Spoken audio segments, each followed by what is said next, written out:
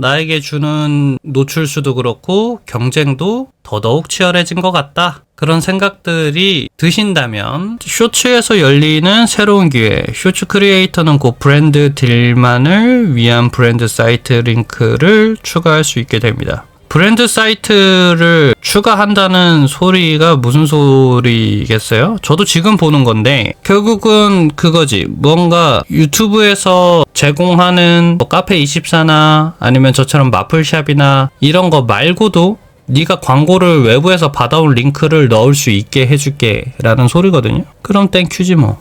그리고 우리는 이런 거 다 안 보죠. 보면 토하니까요. 저는 글씨 많은 걸 싫어해서요. 이걸 볼 수가 없어요. 보면은 속 울렁거려요.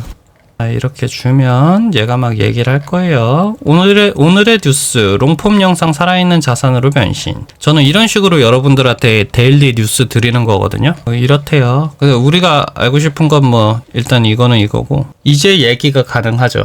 얘랑. 안녕. 안녕하세요. 편하게 질문이나 요청해주세요. 어떤 소식이든 궁금한 게 있으면 언제든 말해주세요.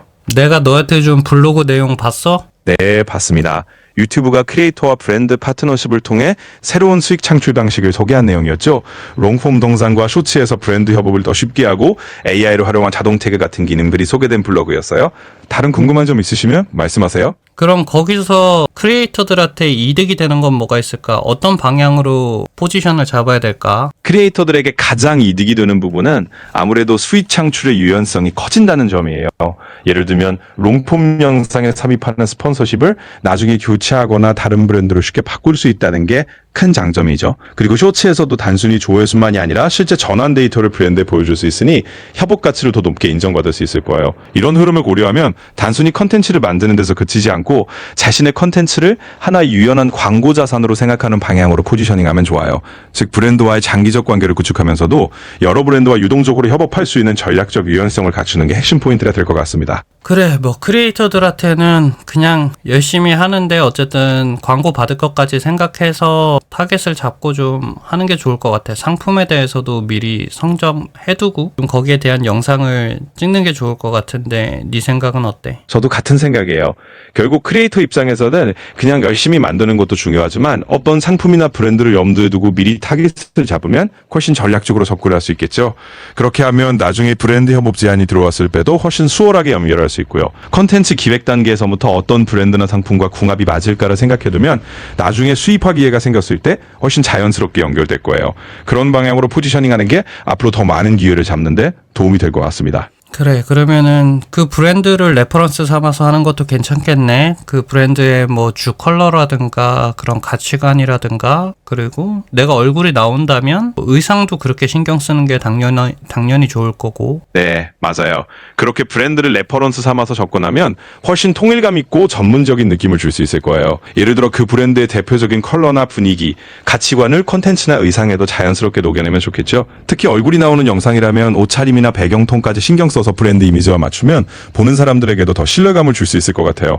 결국 이런 디테일한 부분들이 브랜드 협업에서 큰 플러스로 작용해 보라고 생각합니다. 맞아. 내가 구독자라면, 찐 구독자라면 만약에 영상의 무드나 이런 것까지 어느 정도 연상은 되는데 어떤 브랜드인지는 몰랐는데 협업을 했거나 아니면 그 브랜드의 무언가 광고를 집행하게 되면 아, 그렇지. 쟤는 저기에 어울리지. 아, 저 느낌이었네. 나도 그렇게 생각할 것 같긴 한데 일단은 뭐 그거는 구독자 입장이랑 크리에이터 입장이라면 반대로 생각해보자. 광고주 입장에서 도움이 되는 건 뭘까? 그렇죠. 구독자 입장에서는 이 크리에이터랑 이 브랜드가 정말 잘 어울리는구나 하고 자연스럽게 받아들이게 되는 게 큰 장점이죠.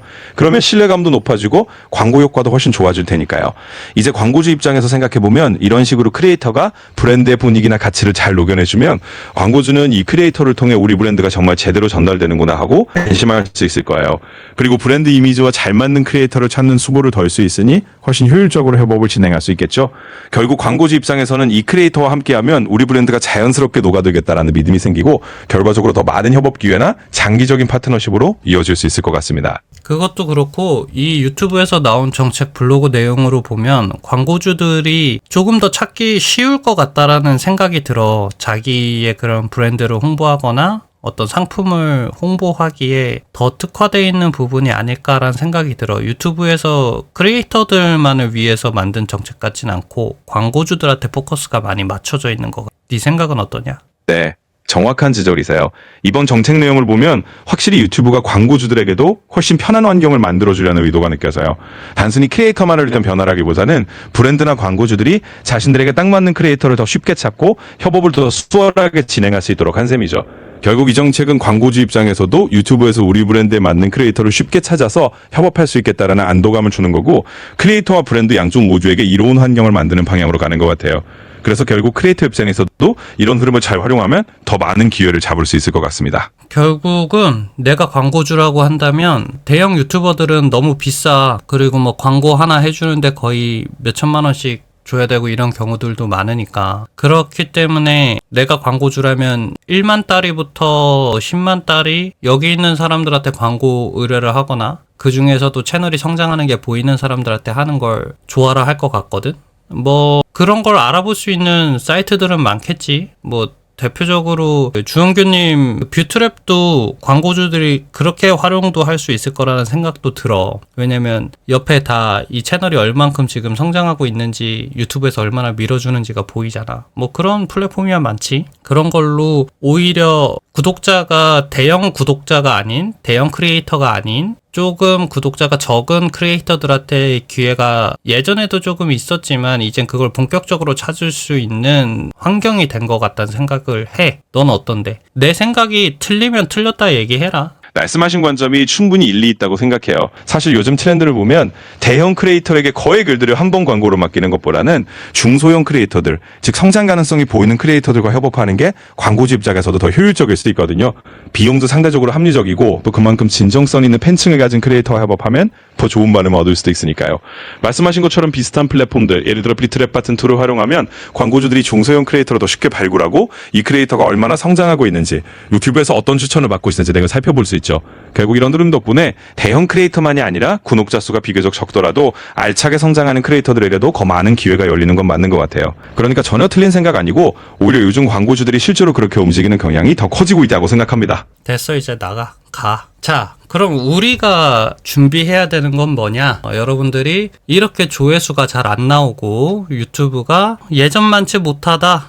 나에게 주는 노출수도 그렇고 경쟁도 더더욱 치열해진 것 같다. 그런 생각들이 드신다면 그럴 때 이런 부분을 좀 준비해 보시는 게 어떨까라는 생각을 해서 제가 좀 깊게 물어봤어요. 왜냐면 여러분들이 수익 창출이 되고 그리고 나서 뭐 광고 문의나 이런 걸 받았을 때 그때 돼서 가격을 설정한다든가 그때 돼서 뭔가 광고주한테 보여줘야 되는 이런 레퍼런스가 없으면요 무조건 접고 들어갈 수밖에 없어요. 근데 말은 아니지. 메일에서 오는 말은 이렇게 해주셔서 너무 감사해요. 뭐 이런 기회 저희 너무 행운이라 생각해요. 뭐 이런 말 하겠지. 근데 그런 거 다 짜치고 그냥 돈으로만 보자면 먹힐 수밖에 없어. 걔네들 하루 왼종일 하는 게 크리에이터들이나 인플루언서들을 찔러보면서 얼마 줄 테니까 할래? 이거야 결국. 근데 거기서 나는 내 레퍼런스가 있어. 네가 보고 생각 있으면 연락해. 라고 하면서 적어도 줄 수 있는 PDF 하나쯤은 있어야 되지 않을까라는 생각을 해봅니다.